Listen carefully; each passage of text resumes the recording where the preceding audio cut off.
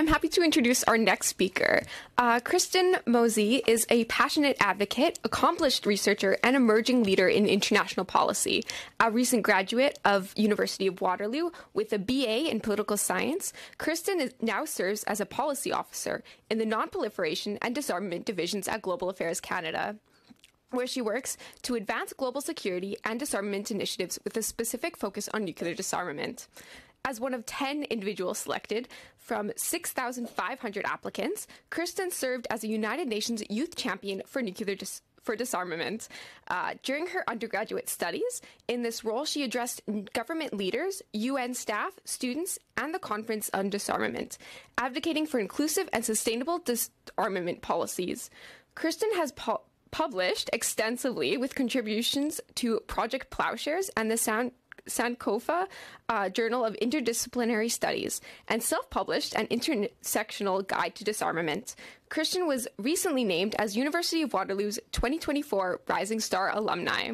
Kirsten's professional experience includes over 2 years working with universities and nonprofits in roles such as communications assistant, researcher, and field aid worker in refugee camps in Southern Europe. Her commitment to addressing forced migration, inequality, and global disarmament reflects her dedication to social equity, and peace building.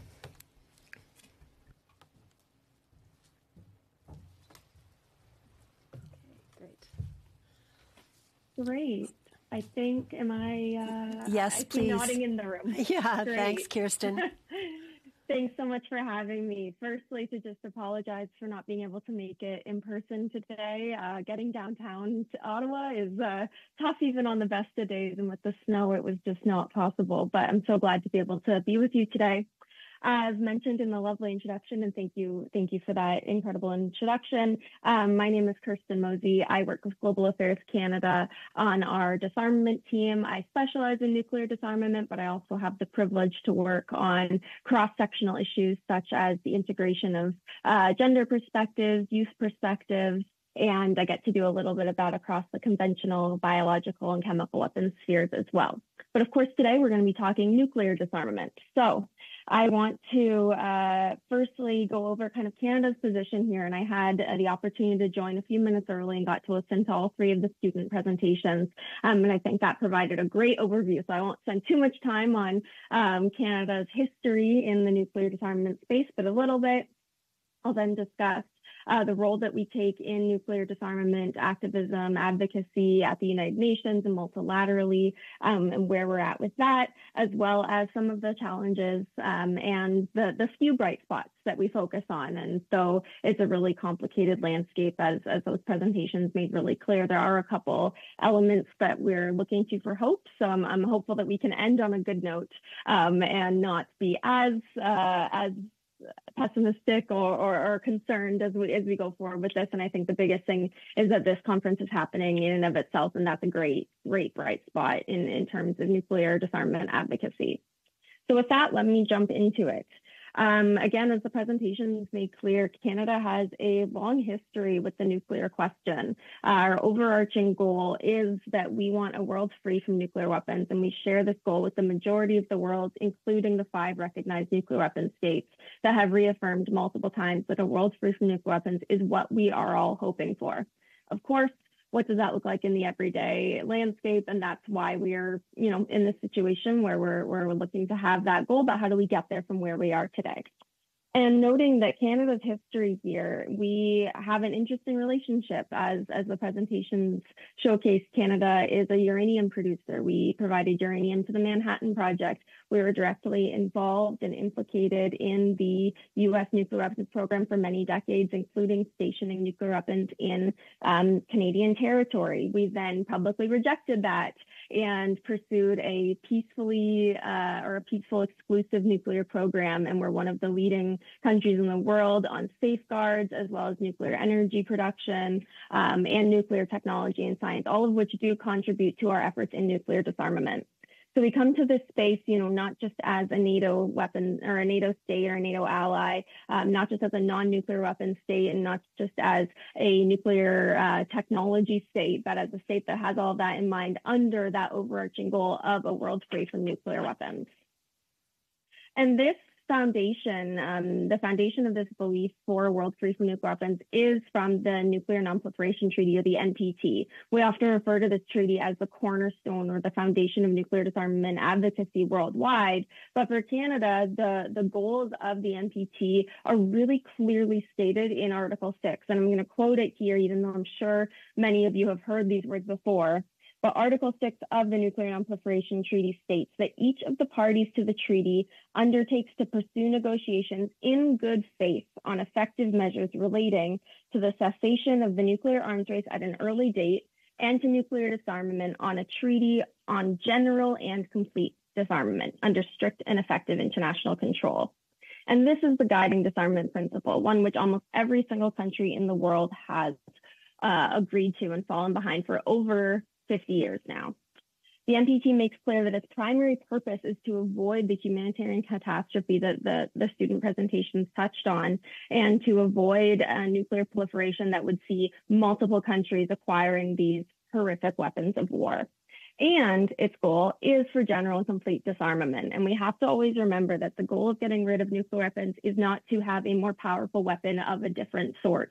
It's not to just eliminate a type of class of weapon or to take away the uncertainty that these weapons have. It's to lead towards a safer and more peaceful world in which there is general and complete disarmament, and ideally where we don't want to be using these weapons, nor do we have the means to.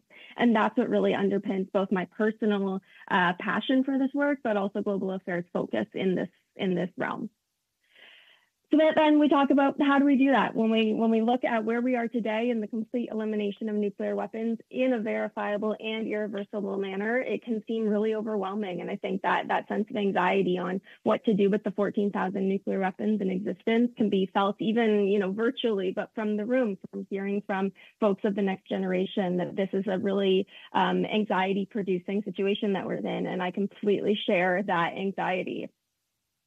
As Canada, we advocate for what we call a step-by-step approach. This means that we have recognizable milestones from today to the complete elimination of nuclear weapons.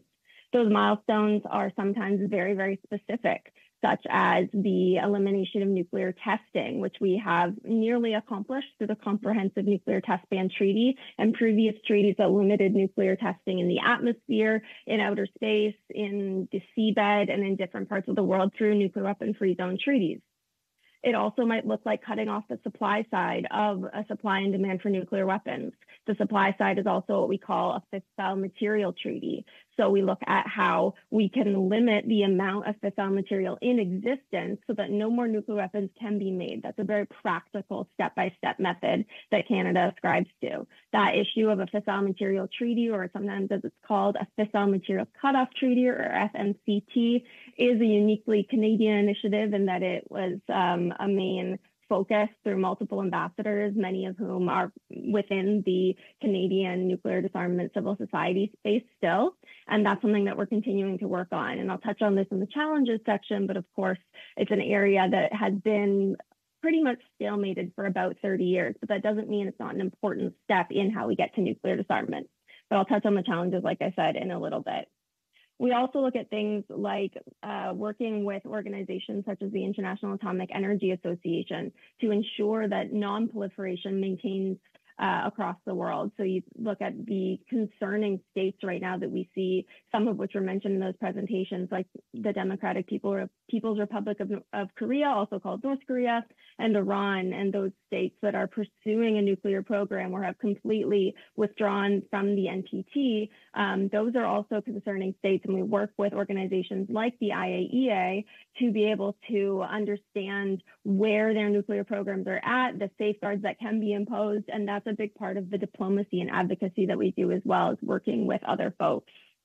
We also look at things like the verifiable and irreversible conditionality we put on nuclear disarmament. So that's an important term that we use to describe the fact that we don't just want states to say, great, we're done with nukes, don't worry about us. We need to have assurances as the international community that nuclear weapons are destroyed, dismantled in a responsible and appropriate way. And I think that this, again, touches on some of that uniquely Canadian experience that we're seeing with concerns about nuclear waste, concerns about uranium mining, that the nuclear question goes right from the initial mines from what happens to the nuclear materials in the end. So that's where we work, again, with the IAEA on what happens to the nuclear material once it's removed from a weapon, but we also work in spaces like nuclear disarmament verification, where we sit down and we track every single step from when a nuclear weapon is slotted to be dismantled to what happens when it finally is and where that material goes. And while that gets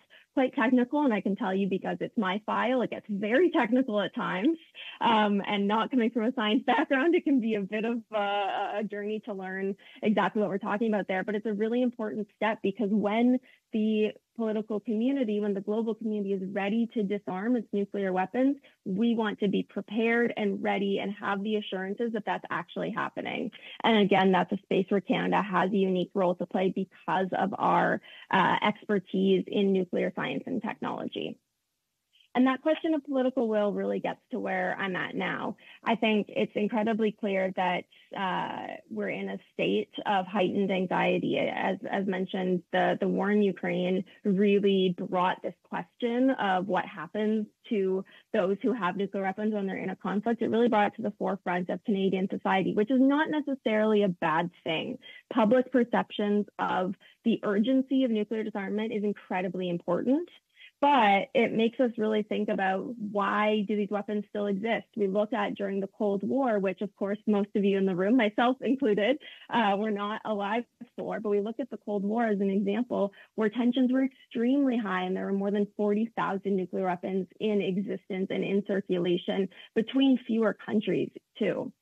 And why is that situation different than it is now? How were they able to get all of their weapons down to about 14,000 into a state where there were bilateral arms control talks between the US and Russia? There were agreements like the Joint Comprehensive Program of Action between Iran and the United States and the IAEA. Those things have happened in the past, so why aren't they happening now? And that gets to the question of political will. It's incredibly difficult in a diplomatic space to convince someone to do something they don't want to do. But when you take into account the fact that there are global conflicts, there are security concerns, there are changing administrations, there are all of these external factors, it contributes to this state where we don't see a lot of political will from those who have nuclear weapons to disarm. And those of us who do not have nuclear weapons but are in relationship with those countries, as Canada is through its NATO alliance, but also our bilateral relationships with the United States, the United Kingdom, and France, it's really, really important for us to keep that pressure on, and that's exactly what we're doing. So while we are engaged with those countries, we are constantly advocating that they engage in what we would call risk reduction, which is not a substitute for disarmament, but it's an awareness that we need to do things right now and quite literally immediately today to make the world safer and to move us towards nuclear disarmament.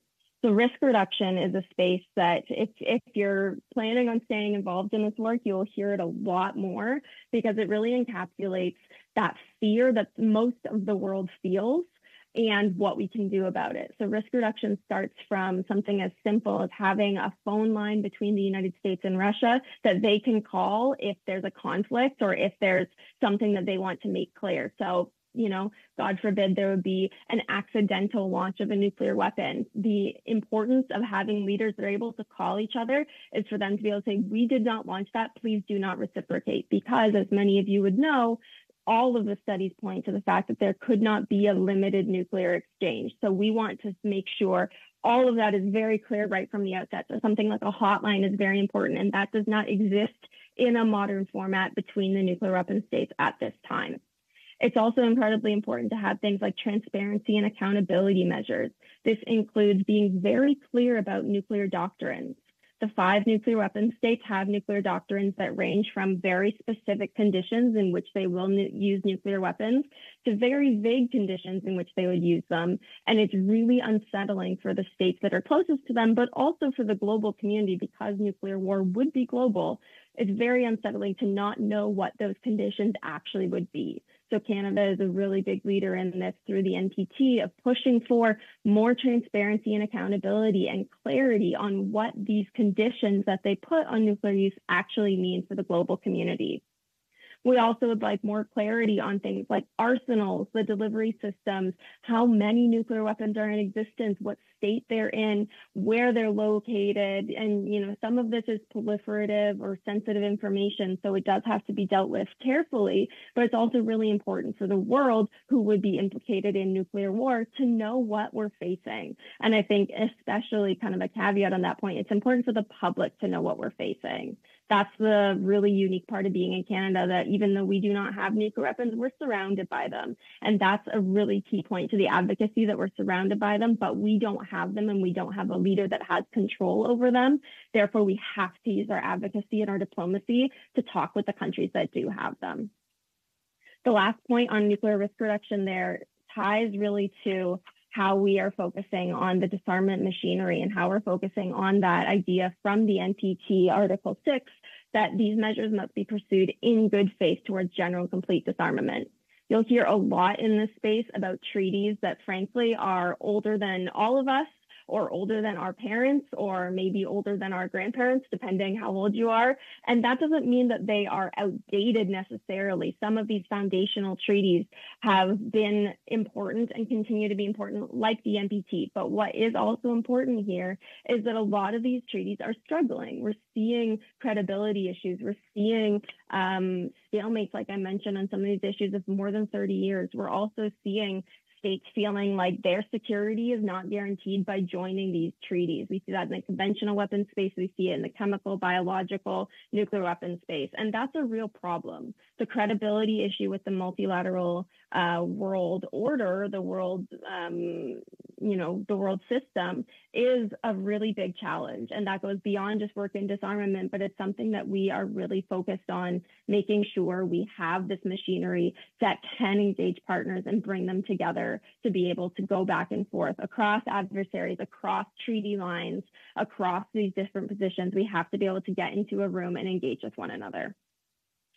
I'll talk briefly about also how Canada engages. So I've mentioned back and forth, we engage in these treaties, we engage in nuclear risk reduction, but what does that look like very practically? And the first point there is exactly what we're doing today. It looks like engaging with civil society. So we have our civil society community, and we have a very, very, very strong Canadian civil society community. I think I'm not being biased in saying that I think it is one of the strongest in the world. And that is one of the biggest roles we do with global affairs. Connecting with the public through civil society, through research and advocacy is incredibly important. We also engage, like I've mentioned, with youth specifically, and with talking with the next generation. There's a real, as you can imagine, like I've mentioned, there's this credibility issue of folks who are holding on potentially to things that don't make sense anymore. And we need a revitalization of types of institutions and treaties from the next generation, like all of you in the room, to be able to make progress here and to be able to have creative and innovative solutions.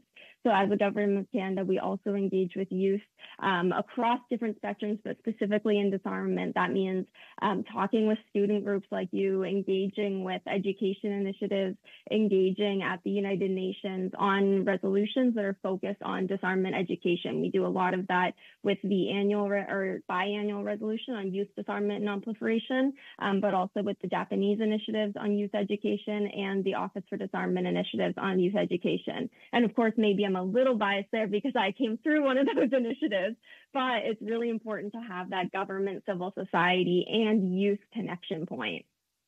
I want to touch very briefly on the ways that we also integrate other topics into this. As those of you who gave presentations mentioned, a lot of these nuclear weapons issues are intersectional. So they specifically touch on marginalized groups and communities, and they have impacts on things like climate change and global economics and health systems.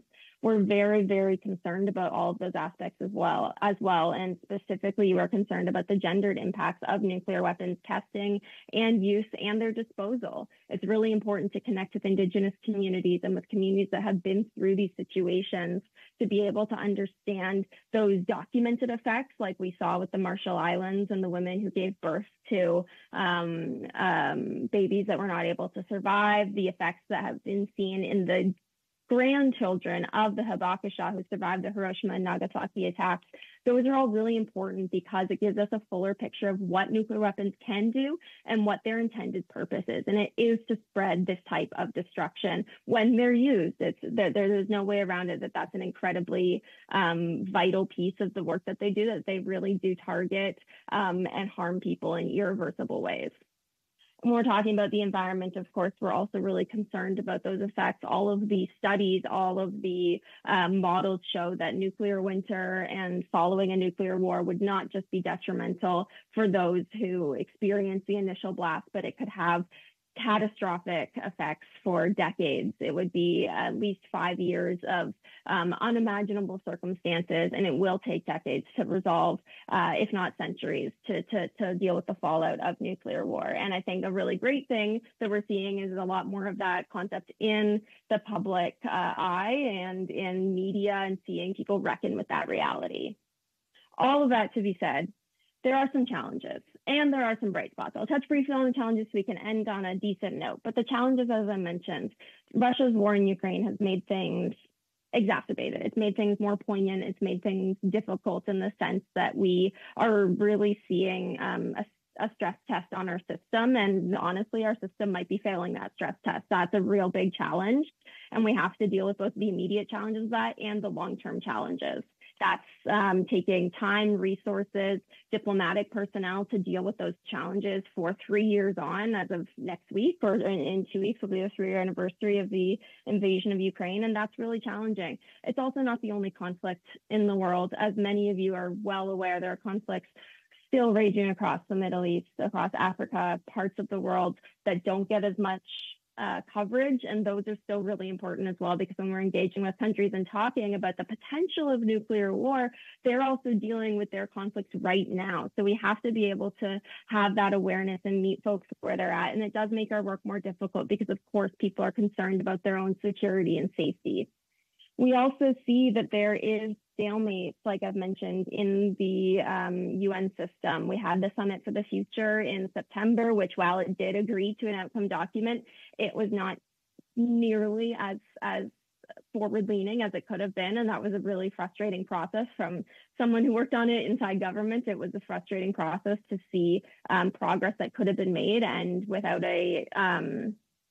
inclusion of those points. But we also see that in the NPT. We see that in other treaties where we're really just struggling to reach consensus on areas where we used to reach consensus. So in some ways, we're looking at the bottom line, the lowest common denominator, and in some ways, we're also looking to make progress in that innovative and creative way, like I mentioned. Some bright spots here. I think we're really seeing an emphasis on supporting survivors and victims in UN resolutions. The last 2 UN General Assembly First Committee sessions have seen new resolutions that address the effects of nuclear weapons use and testing in the Kiribati and Kazakhstan resolution, which Canada is proud to support. And then we see the establishment of nuclear war effects and scientific research study. And that's a really important study as well that Canada also was proud to support at the UN, and we're looking forward to seeing what the outcome of that is. Those are great initiatives by countries that are able to take those steps, and Canada's really supportive of again, those creative and innovative ways of moving past stalemate.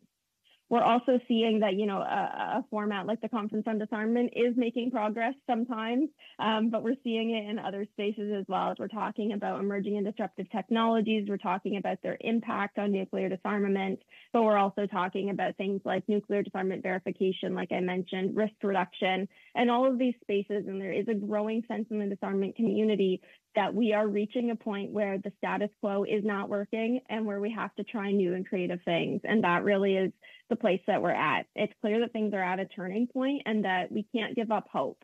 We need folks like yourselves who are passionate about this work to continue doing the work. That's why I continue to do this work day in and day out. That's why everyone on my team does as well. And I'm sure why folks like Senator McFedrin, like Doug Roche, like our former ambassadors, our former civil servants who are doing great work, and people actively in government are pushing for this, because it's vital work that is life-saving and that we hope will preserve our world for many, many generations to come. So I think I went a little bit over time. Apologies. I believe there's some time for questions. I'm hoping I can answer them. Thank you very much for having me again. And congratulations on a really, really lovely summit, despite all the snow that made it a little bit more difficult for folks to get there. Thank you. Kirsten, thank you. You are the voice for the government of Canada, and we could probably engage in a very exciting discussion about some different perspectives.